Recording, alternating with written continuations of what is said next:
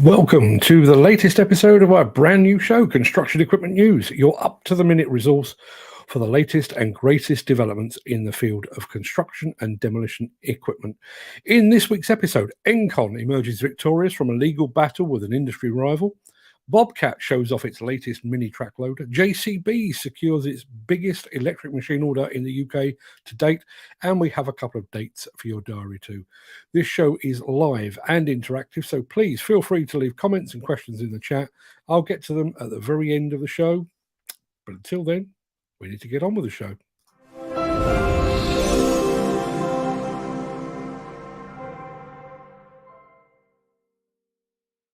By this time next week, I will have been to the Czech Republic with those fine folks at Bobcat. Bobcat has been one of the most innovative companies in the construction equipment space over the past 3 or 4 years, so I'm really looking forward to catching up with the latest additions to their product range. And one of the machines I'm looking forward to seeing the most is the new MT100 mini track loader, which I'm about to show you. But I would ask you to watch very, very carefully, because I will be asking for your opinion on the new model immediately after this.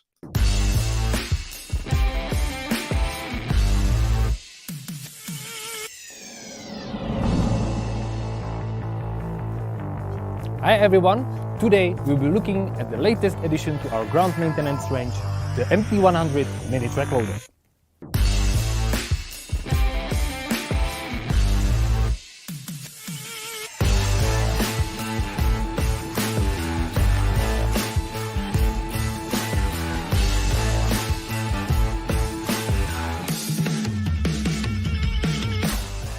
Bobcat introduced its first mini track loader in 2002, and they've become a stable part of our product portfolio. In 2022, we introduced the newest generation mini track loader, the MT100, which replaced the MT55. The MT100 mini track loader redefines how indoor and outdoor projects can be done. Replacing wheelbarrows, shovels, and hand tools is a part of the Bobcat MT100's mission. This super compact machine replaces manual labor and lets you accomplish many tasks that would typically require an extra pair of hands. And just like its bigger siblings, the Bobcat loaders, the MT100 is simply a hard worker. Thanks to its lightweight structure, compact size, and skid turning capabilities, the MT100 can work in tight-fitting job sites where larger machines cannot. And at only 1.5 tons, and with its small dimensions, transporting this machine is a breeze. You only need a regular car and a trailer.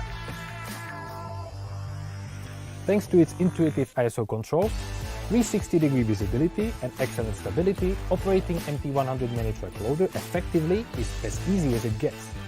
What's more, the freedom of the MT100's hop-on, hop-off design allows you to work without any interruptions while staying connected to the job site and your surroundings.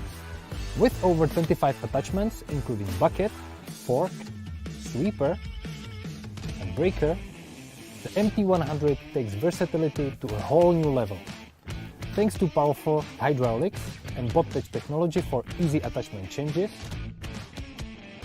this machine is a true time saver and problem solver in various situations. Moreover, the optional wide truck version also allows you to reduce ground pressure for those jobs where minimal ground disturbance is required. The MT100 mini track loader immediately gives you the confidence to tackle any task, thanks to its robust construction and signature Bobcat reliability. And that's not all. The clean, efficient design makes maintenance easy, ensuring quick daily maintenance, maximum uptime, and low total cost of ownership. Ladies and gentlemen, please greet the new Bobcat MT100 mini track loader. If you are looking to save time, maximize productivity where space is tight, or simply replace an entire suite of smaller tools, this is a perfect match for you and your business. Thank you for watching.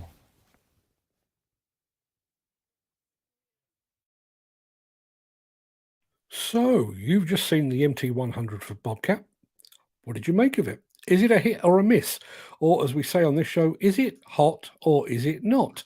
That's right, we'd love to get your opinion on the latest model to emerge from Bobcat's secret underground bunker. If you think the machine looks good, please type hot in the chat. If you are Underwhelmed, however, about the Bobcat MT100? Then please type the word "not" over in the chat. We'll count up the votes at the end of the show. Personally, it's a thumbs up from me, but this show is all about you. So what did you think? Hot or not? Let us know in the chat.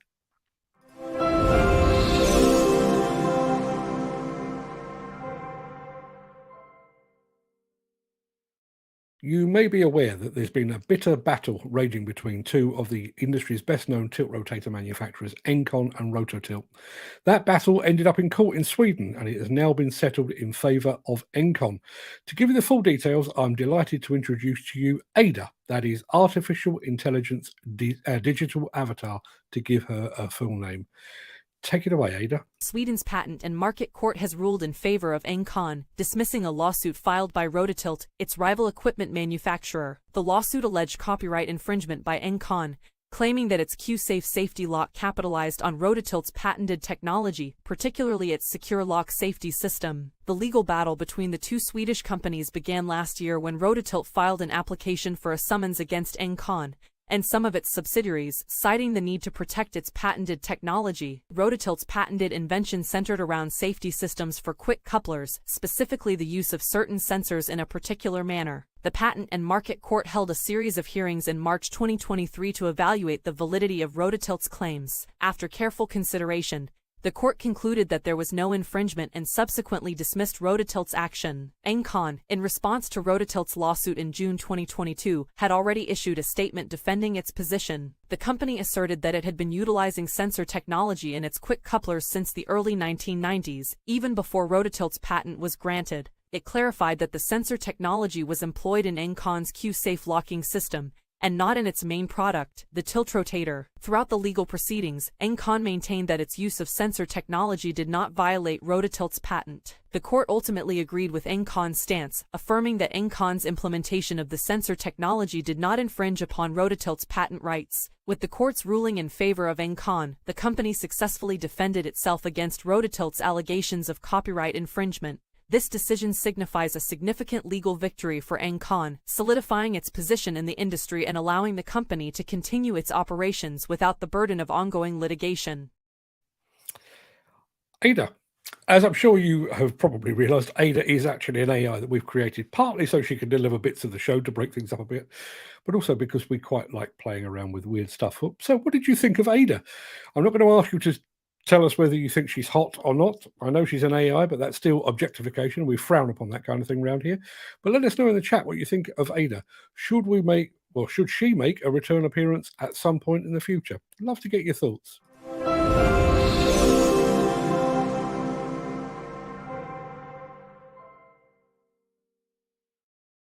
The team at dealer Gun JCB should be feeling pretty good about themselves right about now. The company has just secured the largest UK order for JCB electric equipment to date.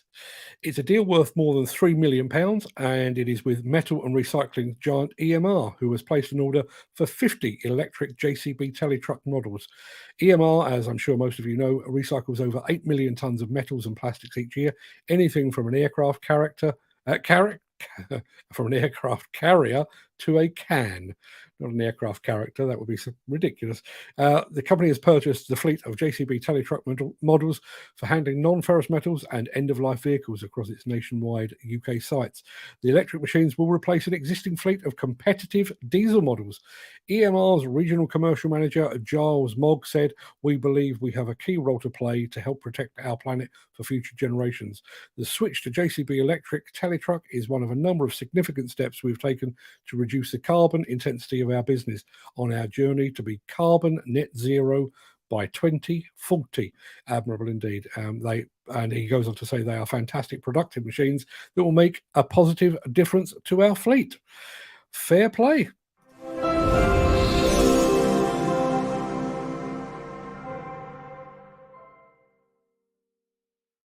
And finally, we have a couple of dates for your diary.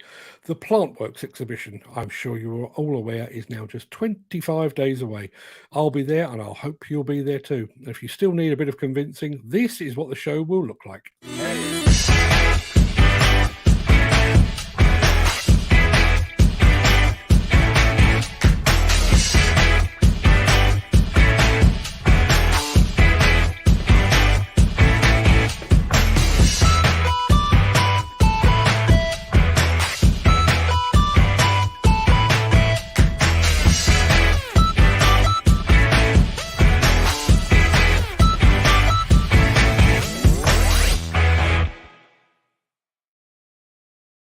And you can register for Plantworks at app.plantworks.co.uk. Would strongly recommend that you do pre-register if you're planning to attend.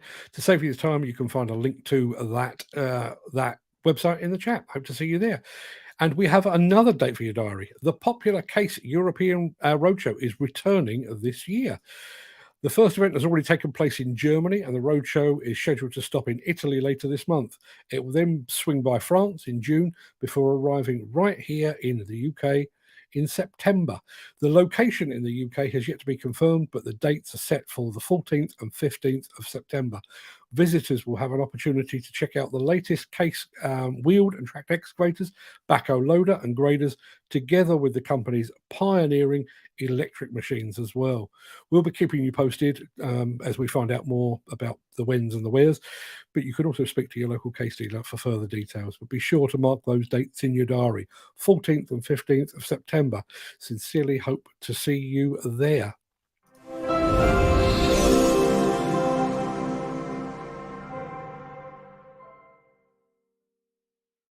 Right, that pretty much wraps up the main part of the proceedings, but we do still need to find out whether we believe that new MT100 from Bobcat to be hot or not. And we do apparently have a dissenting voice in the chat. I'm going to go through the chat very quickly. Back to the beginning. First off the mark with our friend Gary Muirhead, who is a stalwart of our Breakfast show.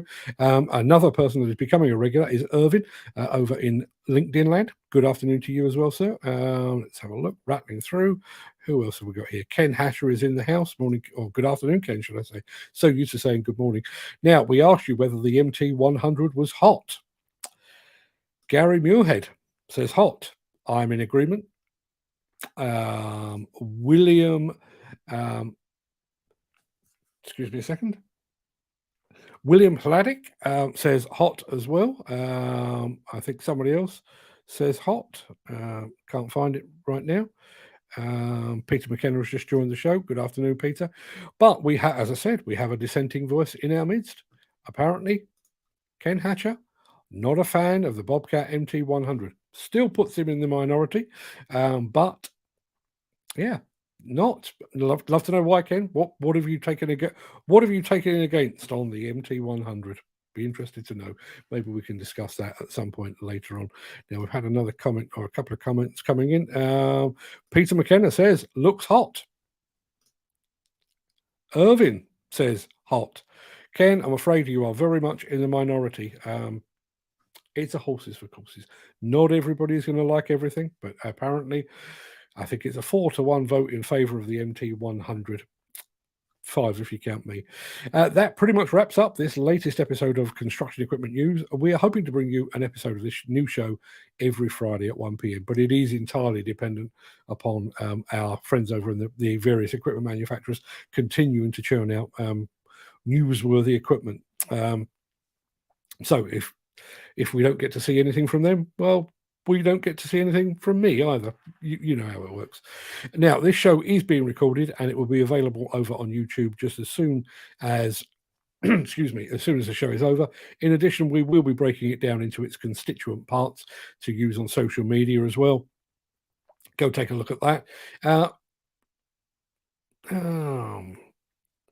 Yes, I was saying, breaking it down, the chat's going mad.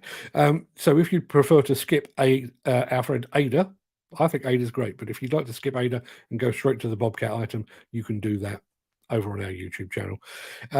In the meantime, everybody, thanks for taking part and joining us. I'll be here on Monday morning for the Breakfast show live. All things being equal, I'll be back here again at 1 p.m. on Friday for another outing of the Construction Equipment News Show. Before I do sign off entirely, Nick Drew says, Ken has just missed a negative, lol. And Peter McKenna says, I'm into all Bobcat machines as my mate has a hire company and won't use any other mark. Fair play. Fair play. And I like to see a bit of brand loyalty. And I have to say, I can't remember the last time I looked at a Bobcat machine and thought, not so much. They really have been one of the key innovators. I've said this before, and I'm going to say it again before I do press the off switch. There was a time when COVID hit where it appeared that a lot of manufacturers took their foot off the gas. Bobcat put their foot to the floor, and as a result, they have emerged with a whole heap of new machines, new technology, and that's one of the many reasons I'm looking forward to going to the Czech Republic next week. Right, people, everybody, go and have a fantastic weekend. Breakfast show on Monday, no show on Tuesday, no show on Wednesday, but I'm back Thursday, Friday for the breakfast show, but also hopefully with this show as well.